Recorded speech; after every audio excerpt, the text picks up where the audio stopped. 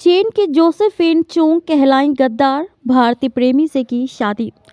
चीन की रहने वाली जोसेफिन चुंग ने जब अपने परिवार को बताया कि वो भारत के अभिषेक जायसवाल से शादी करना चाहती हैं, तो उनके माता पिता ने उन्हें एक कमरे में बंद कर दिया। कई दिनों तक उन्हें कैद में रखा और खूब मारा पीटा।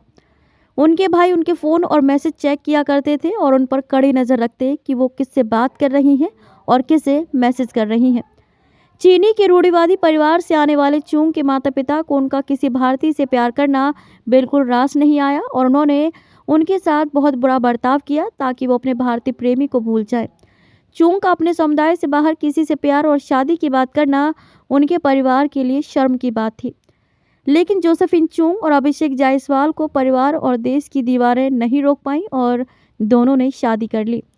भारत और चीन के रिश्ते हमेशा से बेहद नाजुक स्थिति में रहे हैं और हाल के सालों में दोनों देशों के सैनिकों के बीच हिंसक झड़पें भी हुई हैं। दोनों देशों के बीच की दुश्मनी का असर भले ही जोसेफिन और अभिषेक के रिश्ते पर ना पड़ा हो, लेकिन कई लोग उन्हें गद्दार कहते हैं। वो कहते हैं कि उन्होंने दुश्मन देश में शादी कर अपने देश को धोखा दिया है। चीन की जोसेफिन अपने परिवार के साथ भारत के हैदराबाद में रहती थीं। उन्होंने साल 2000 में अपने परिवार को बताया था कि वो भारत के अभिषेक जायसवाल से प्यार करती हैं, जिसके बाद उनके परिवार ने उन पर नज़र रखनी शुरू कर दी, उनके साथ ज्यादती की और खूब मारा पीटा। साल 2008 में जोसेफिन ने भारत छोड़ दिया और वो उच्च शिक्षा के लिए अमेरिका चली गई। उनके अमेरिका जाते ही अभिषेक भी अमेरिका चले गए। परिवार से दूर दोनों प्रेमियों ने साल 2013 में शादी कर ली। दोनों ने अब अमेरिकी नागरिकता भी हासिल कर ली है।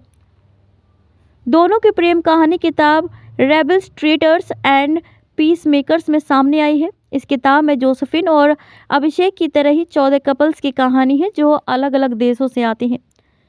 किताब के सहलेखक 45 साल के शिवाजी दास कहते हैं कि हमने किताब में उन कहानियों को शामिल किया है जिसमें दो अलग अलग देशों के होते हुए भी कैसे सभी चुनौतियों को पार कर एक दूसरे के करीब आते हैं।